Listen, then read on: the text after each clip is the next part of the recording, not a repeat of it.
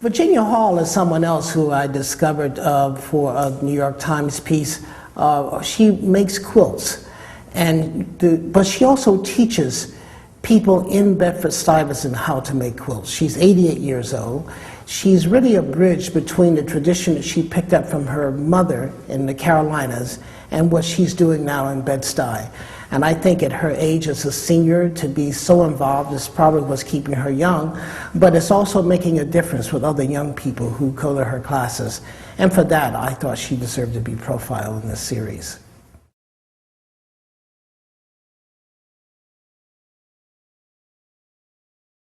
I started to learn quilting at my mother's knee when I was 7 years old.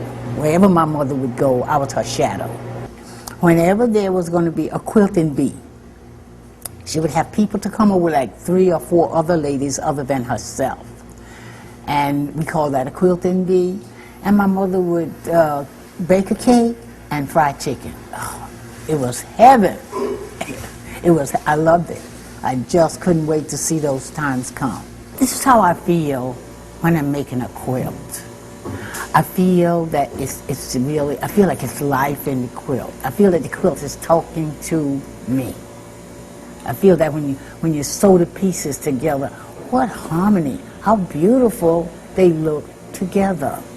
And it's like more than a quilt. It's not just, it's an art piece, it's really art. And I feel very strongly when I'm making a quilt. There's just something about it that it's just different. It's like a person's mind and a person's thoughts, and it's like it's like taking a sleeping pill or something. It's soothing. It calms you when you do it, and as you see it come to life, it's just, I say it's God's masterpiece. It really is. It does that for me. So when I came to New York, I just was pulled back into it. And now I've just been doing it. I say, I'm not going to do it. And somebody will come and say, will you make me a quilt, or will you do? And I'll get right back into it. If you look at a quilt, you will see the world. You will see the world. Because the quilt has all the colors in it.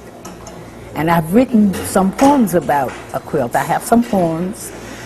And the quilt is God's masterpiece. This is what I say. It's God's masterpiece, with all the colors hanging together.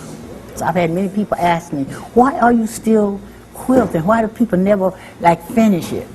I said, because it's not done. Because we're not together yet. We've got to get together and